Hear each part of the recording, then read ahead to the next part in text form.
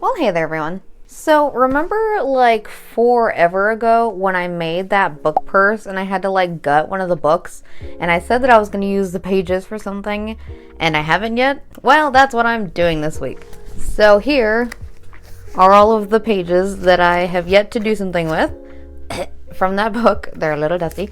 So basically, what I'm going to do is I'm going to take these papers and I'm going to make them into new paper and I'm going to make them into a book. So I'm sure you've seen like everywhere, probably like forever ago, where people were taking like their old homework or whatever and old papers and they would shred them up and then use it to make their own new paper. So that is exactly what I'm going to do with this. And then I also purchased like a little book binding starter kit. And I'm going to bind my own book with that new paper. So, for the supplies that I got aside from the bookbinding kit, I also got, so this morning I realized that the mesh screen that I'd purchased for making the paper was the wrong one. Even though it was labeled as for paper making, it was not correct. So originally it came with two sizes, two of each, and it's just like this frame, but what you're supposed to have for a paper making screen is two layers essentially. So you'll like do the paper thing and then you're supposed to be able to lift up a layer and that's what gives you that paper shape, and then you like pat down the water and everything.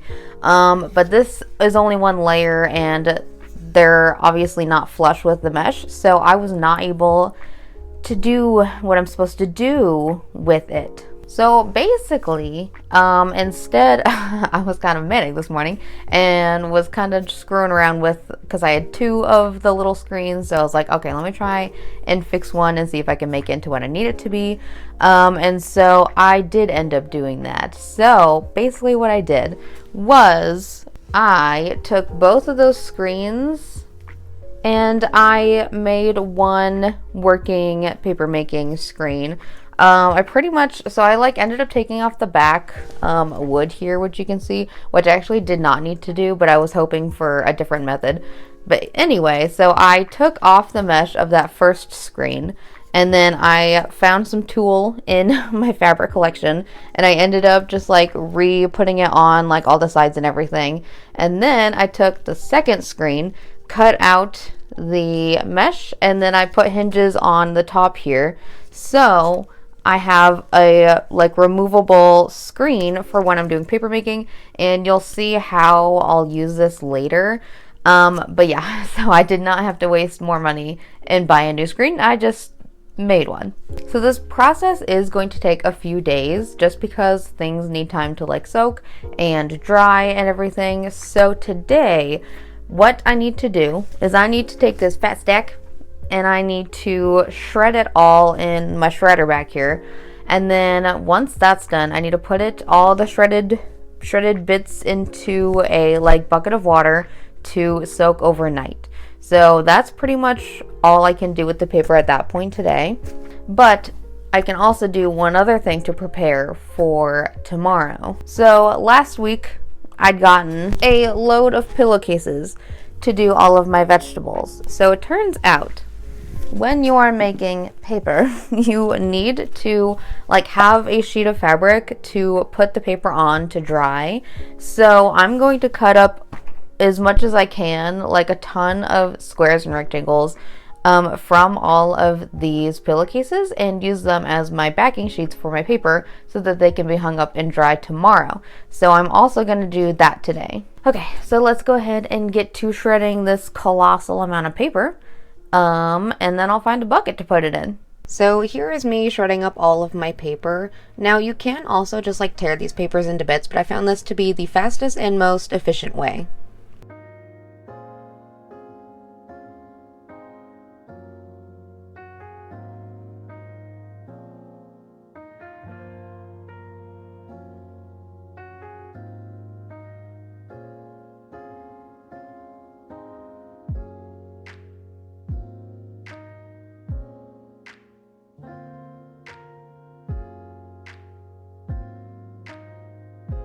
And then once everything is shredded, I did find a 5-gallon bucket, and I'm just going to fill that with water and then let these soak overnight.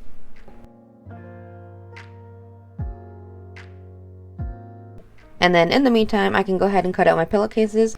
So I measured out the rectangles to be bigger than the frame that I had. So I'm just going to go ahead and cut out as many rectangles as I can of that measurement out of all of these pillowcases.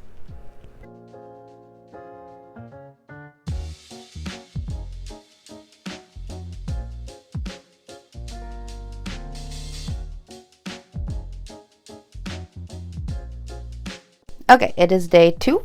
And I am ready to immersion blend all of my shredded paper. So my shredded paper has been sitting in a 5-gallon bucket, I think it's 5 gallons, for overnight. So it should be ready to blend. And this is a crafting immersion blender only. I was going to go to Goodwill and see if there were any blenders there, but I did not go to Goodwill, so I'm just going to use this craft one. It's not going to be used for food or anything afterwards, so that's what I need to do today. So I need to, I think, just like grab a mixture of the shreds and some water and then just like blend it up as much as I can, and then from there I can like strain it through some cloth and then put it in the like mixture of water and start making paper. So we're gonna see how all of that goes.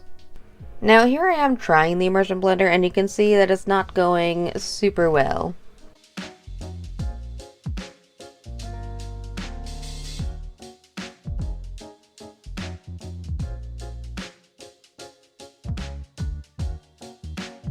So after giving up on the immersion blender because it was overheating and just not blending well, I did give in and end up using a blender, which also ended up overheating. But basically, once I take that watery pulp mixture out of the blender, I'm going to put it through a cheesecloth, and then I'm going to strain out all of the water, or most of the water.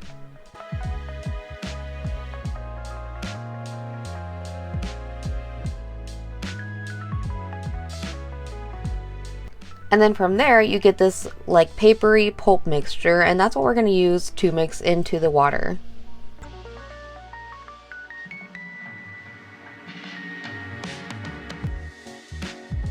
So once I've grabbed a container that is big enough to fit my frame for paper making, I'm just going to mix in some of the pulp, just enough to give me like a nice layer for this paper.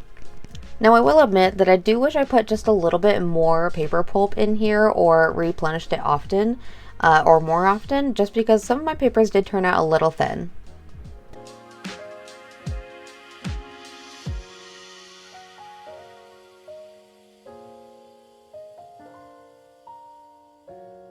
But basically what you do is with both of the frames on top of each other, you're going to put the frame into the water, kind of scooping underneath after you've like mixed up all the pulpy water to make sure the pulp is in the middle of the water. And then you're just going to slowly lift it and watch all the water drain.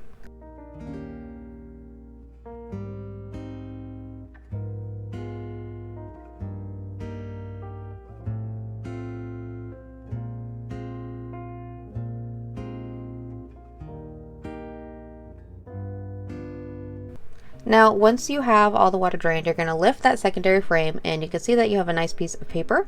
And what you're going to do is put it on top of your little cloth square, which will be then on top of a towel. And then face down, you're going to put the frame down onto the cloth, and then use a sponge to squish out as much water as you can.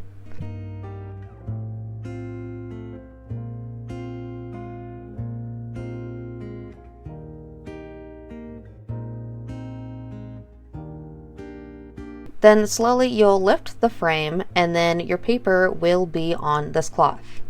Then it can be hung to dry, and then you just do it about a billion more times.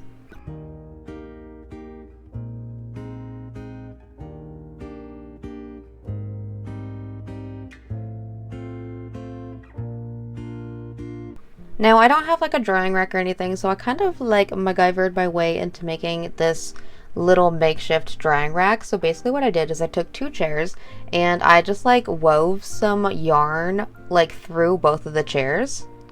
And then I made sure I put some sort of weight on both of the chairs so they didn't like cave in and that the string could stay taut. And then once you have your cloth and paper, you can literally just pin them up like a drying rack.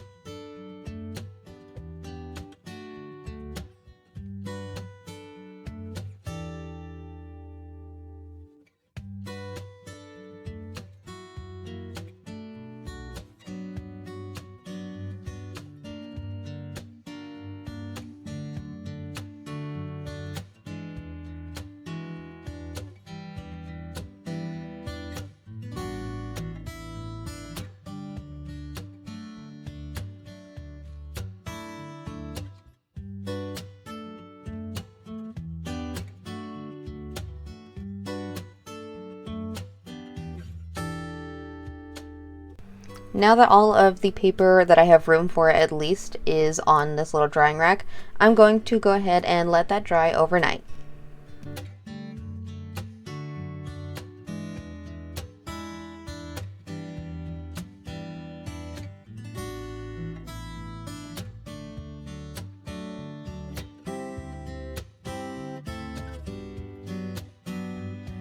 Okay, so I have as many sheets of paper as I'm going to do, but I think I have about 27 sheets of paper, and then folded in half, that'll make like a 54-page book, which is quite a lot.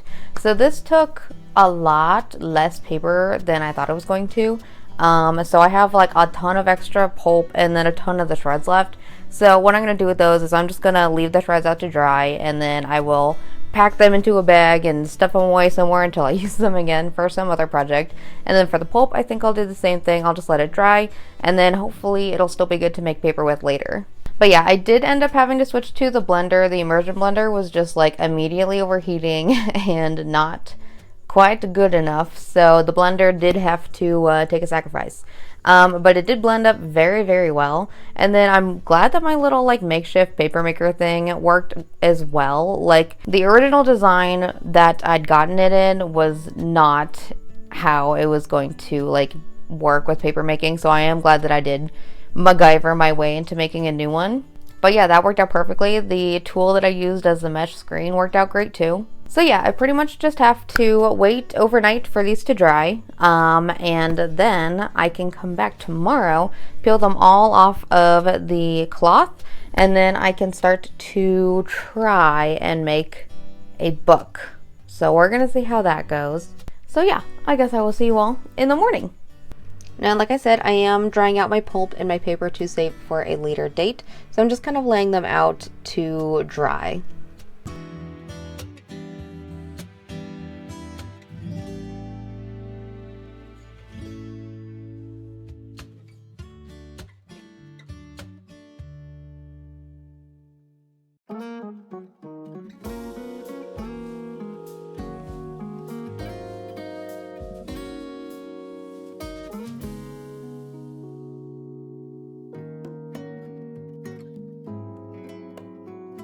Now that we have all of our paper dried out, we're just going to gently peel them off of the cloth.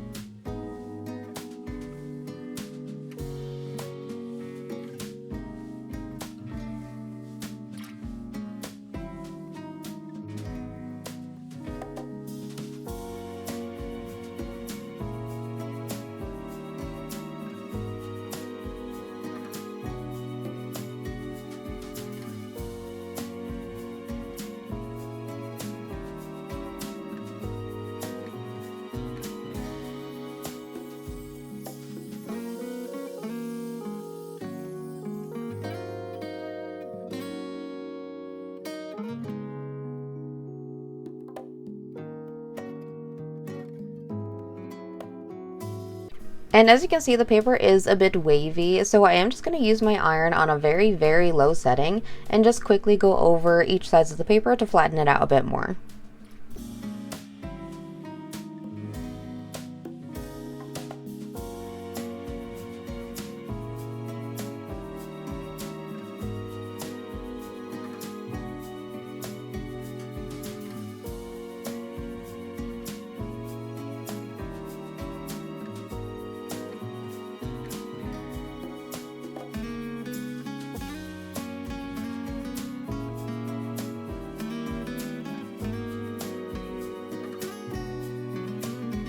Now for this whole bookbinding portion, I am going to be using a YouTube tutorial that somebody made that is honestly such a great tutorial.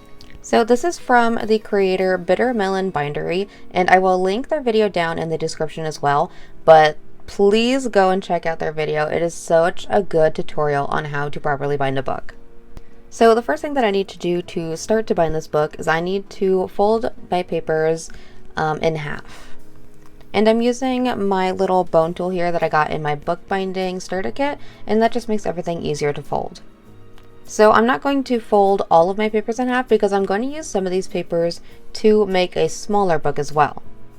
But once I've folded all of my papers, I'm going to take some sections of 3 pages and 4 pages just to make it even and put them inside each other to make little sections for the book.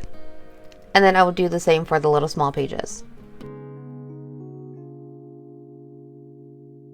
Now I'm supposed to make these little like marks here that is the same length of my book here, and that's where I'm going to punch holes so I can sew.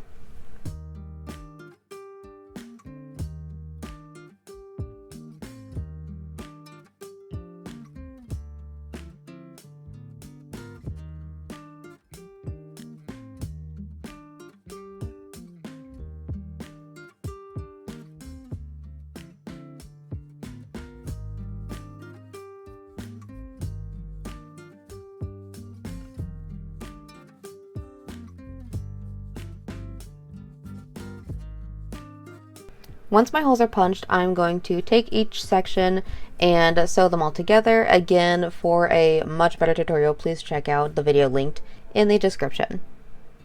But basically, you're just going to, with a specific technique, sew all of these pages together with my already waxed string that came in my kit.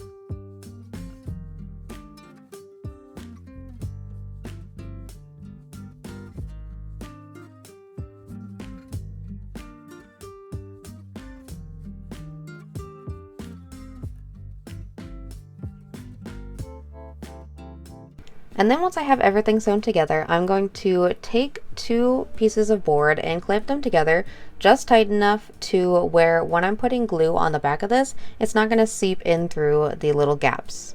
So I'm going to do about 2 layers of this bookbinding glue here, and then the same will be done for the smaller book. Now it's time to make the little pages that go on the front and the back of the book before we have the hardcover. So I'm just using like scrapbook paper that I had and basically just cutting it to the same exact amount of the book, but doubled obviously so that I can fold it in half. And then I'm going to glue just the edge of it and glue it onto the front and back pages of this book.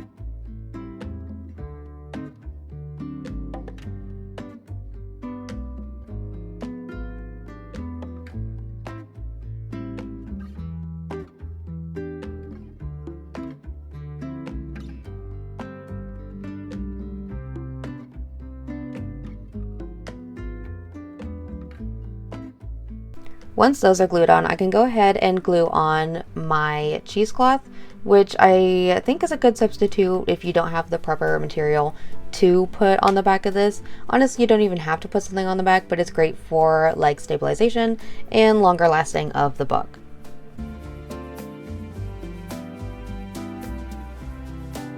And now it's finally time to make the hardcover of this book. So I found this cute gingham fabric at the thrift store, and I'm just going to basically cut out the proper measurements and then glue them to the fabric with the proper spacing.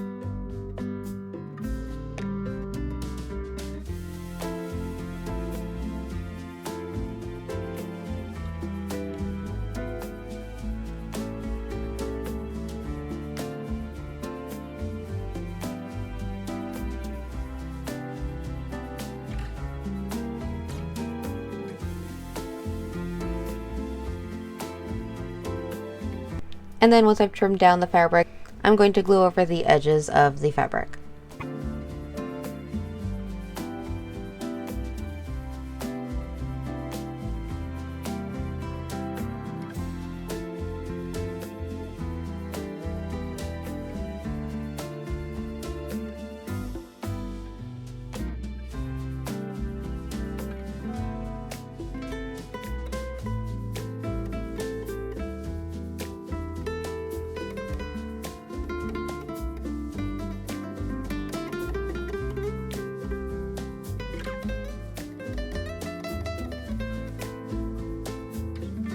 Now that those are dry, it is time to finally glue the hardcover onto the book. So first I'm going to glue down the edges of this cheesecloth and then put glue all over this side of the paper and then attach it to the other side of the hardcover.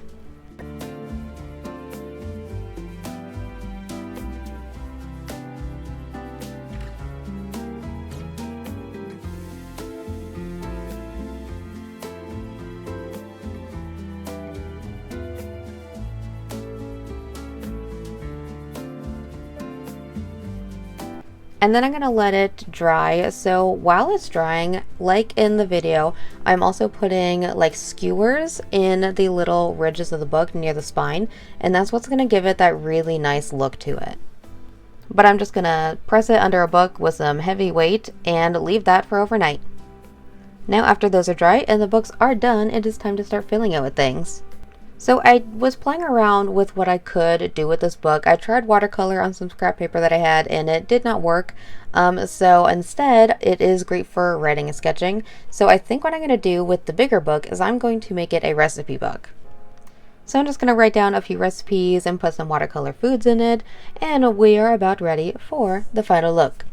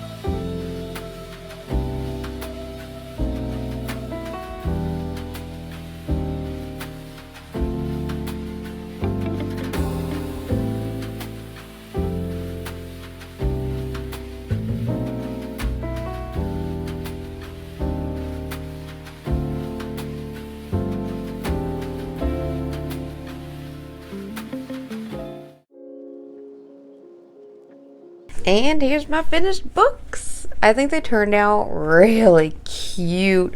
I love the material that I used for both the covers.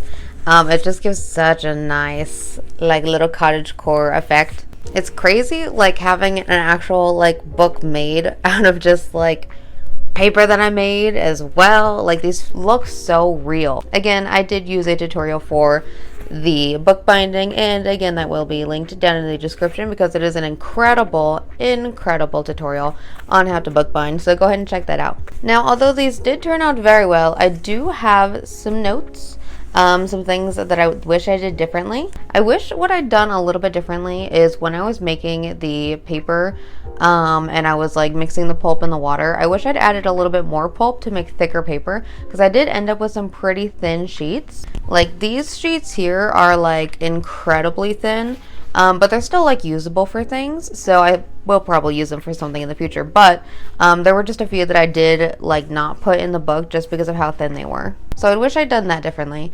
But other than that, like the binding worked out very well. The paper worked really well. I am just excited to have 2 new little books. And yeah, I did test out watercolor, and watercolor did not work with this paper because it just immediately, as soon as the water hit the paper, it would just like spread. So I cannot use this for watercolor, but it would be great for sketching. It's great for writing. And as you saw, it's great for making recipe books. Also, I know my handwriting is atrocious.